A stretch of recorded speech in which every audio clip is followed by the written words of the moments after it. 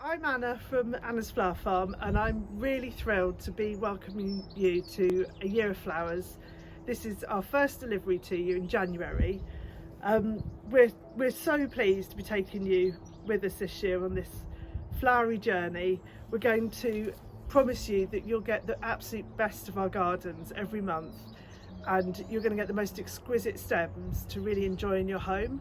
So one of the reasons Sissy and I are so excited about the Year of Flowers is that whenever we feel overwhelmed at all or fed up of things, we literally can't think of anything better than being outside in the gardens and working in them and being surrounded by what is flowering here and now. So I'm going to take you to go meet Sissy now in the studio. Please let us know how you get on. We love seeing pictures or having feedback and just telling us what you think about the flowers each month. So you can email Sissy or write us a letter, and we can't wait to keep in touch.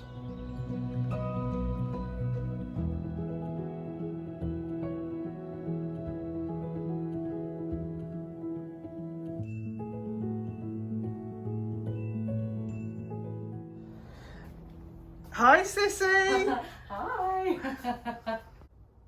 Hi, and welcome to our first flower arranging in your Year of Flowers. So I'm Sissy, the other half of Anna and Sissy, and today I want to just take you through the flowers that you've received and give you some sort of idea about how we would recommend that you arrange them.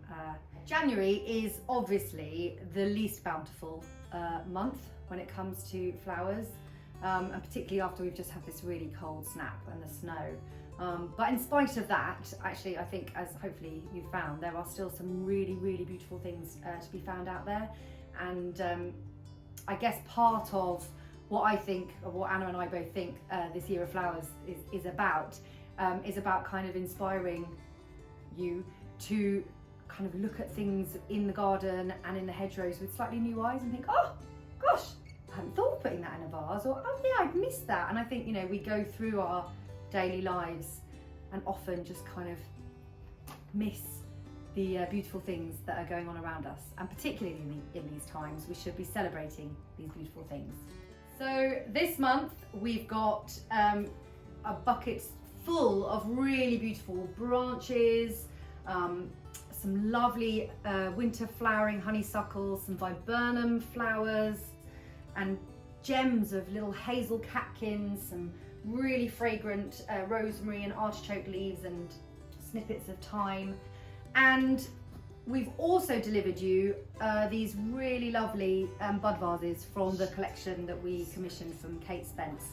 So what I was thinking would be really lovely to do with these flowers, and what I had in mind when we were selecting and putting the buckets together, was that we would do a larger vase arrangement with mainly the branches and a few of the blossomy bits, and then the real gems like the snowdrops and the hellebores and things, because they are obviously much shorter stems, they will lend themselves really, really well to the bud vases. So those of you that are new to me and my style of flower arranging, I take quite a relaxed, sort of wild approach to arranging flowers. We never work with floral foam, ever. And I love two things. At this time of year, I particularly love a dead branch. You'll probably get fed up of hearing me say that. And I also, I love wonky things. And I really celebrate the wonk in a branch or in a flower stem.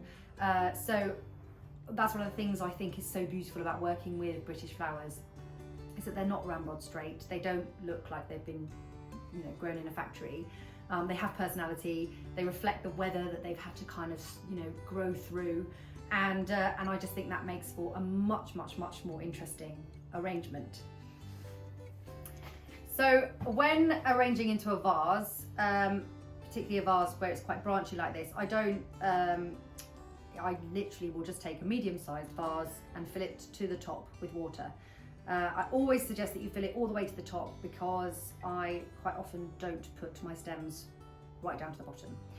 Anyway, with this kind of arrangement, I generally start with a base of branches, and then what that serves to do is it serves to create kind of lattice framework structure within the vase, and that just helps things to kind of stay in position. But at the beginning, things will sort of fall around a little bit, but then gradually as you add more and more, then it creates this sort of supportive framework. So I'm going to just start by putting in these bigger branches, and that's just going to allow me to create sort of a nice shape to my vase. I often think about where it is that I'm going to put my vase before I arrange. If it's going to be on something against a wall, then I would tend to do a front-facing vase, but if it's going to be on a kind of central table, then you want to be thinking about what it looks like from all the way around. And then I always like a bit of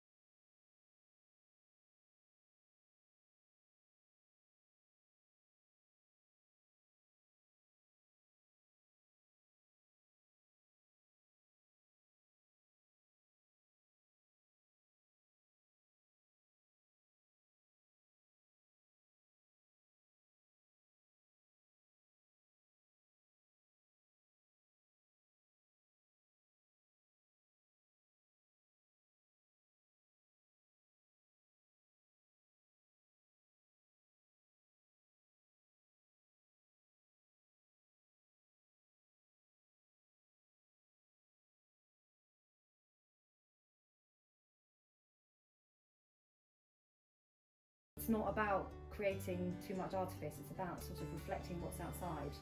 But where there are beautiful flowers, incorporating them. So there is this absolutely stunning clematis, which has such pretty flowers, but it obviously doesn't really hold itself up for the vase. So my intention for these clematis stems is actually to allow them to kind of grow their way up the bare branches within your arrangement.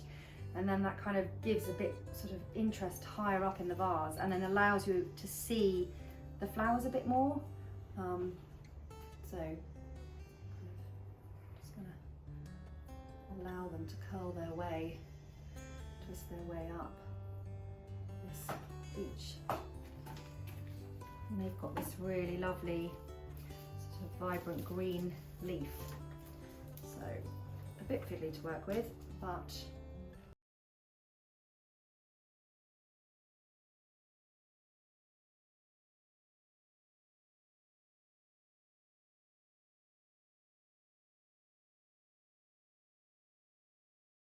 why I fill my vase right up to the top, because these are not going to work their way down to the bottom of the vase to ensure they're in water.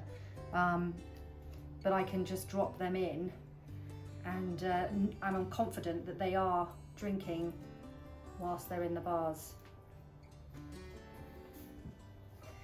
And some of them have got flowers, and some of them have the flowers are spent, and you end up with these kind of twisty sort of starburst seed heads, which are amazing, and they kind of turn into like sort of like a starburst of fluff.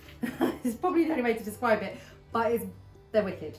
And so, you know, once the flowers have gone, I've kind of kept some of these in for you as well, because I just think they are a really amazing texture and quite unusual. They go really soft little poofy bits.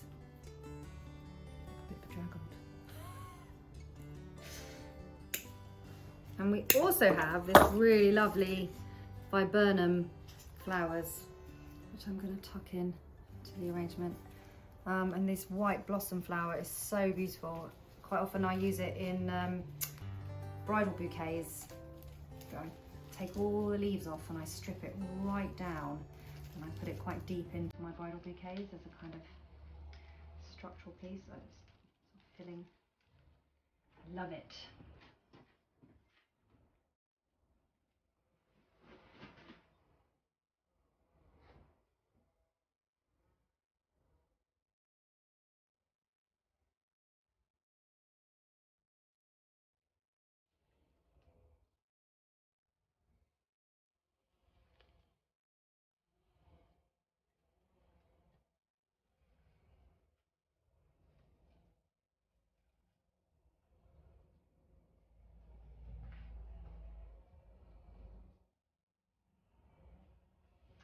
Don't be afraid to let things go at a jaunty angle. I'm a big fan of a jaunty angle, and yeah, you know, this is intended to reflect the sparseness of the landscape at the moment. So stop when you feel you have done just that.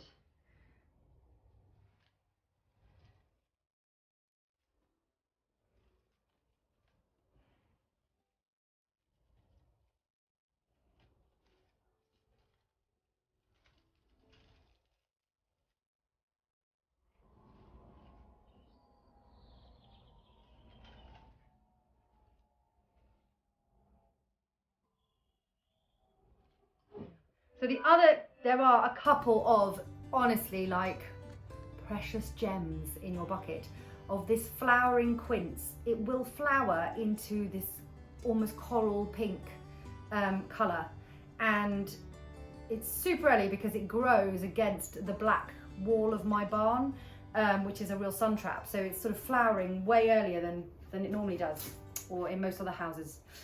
So I will just include this. I'm just going to tuck it in because that flash of colour when it comes will be so beautiful against that kind of pink in the viburnum and in that clematis serosa. So I'm just going to tuck those little gems in and wait for them to open over the course of the week. And yeah, so this is the finished piece of my vase arrangement, and I'm particularly fond of this clematis sort of twisting its way up out of the vase, and just the little tiny bursts of honeysuckle. And yeah, I will eagerly anticipate that burst of quince blossom.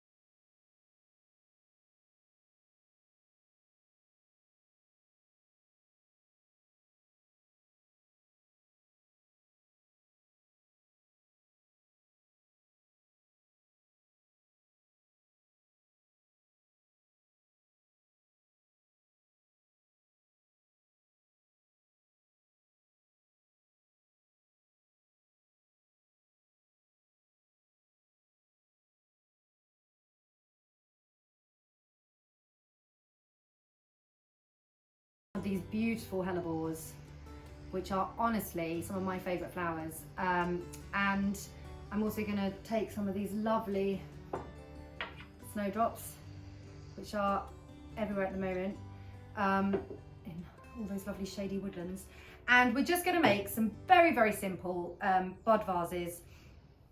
You know, you are sort of thinking about the height of the vase, and I would take some of the sprigs of, you know, some of the smaller sprigs of the winter flowering honeysuckle and just tuck those in. Even some of, you know, like this, I broke a bit off my that clematis that I was using in my vase arrangement, but it has a tiny little flower on it, so I'm actually not going to lose that. That's the joy of a bud vase. When I'm doing anything, I always have a bud vase, and for all those little broken stems or tiny bits that aren't quite going to fit into the arrangement, I then just tuck them into little bud vases that I dot around my house. So you know, you can do a number of things with a bud vase. You can mix it and just put in a number of little elements in together, which is really playful and really beautiful.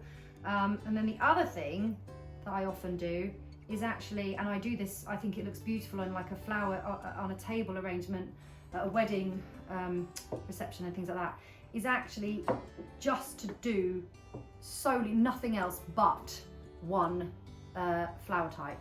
So I'm going to do one which I'm just going to fill with snowdrops, because they are the most beautiful treasured stems at this time of year. They are honestly like little bits of magic, and they are also incredibly fragrant, which I don't think many people know because we just walk past them on the forest floor.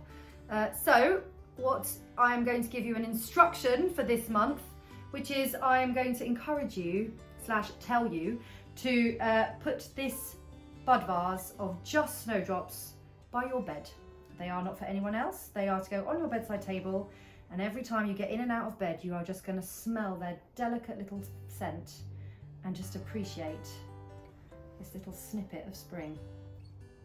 And my last bud vase, again, just another incredibly simple, I'm not even, I feel stupid even saying this, just one stem.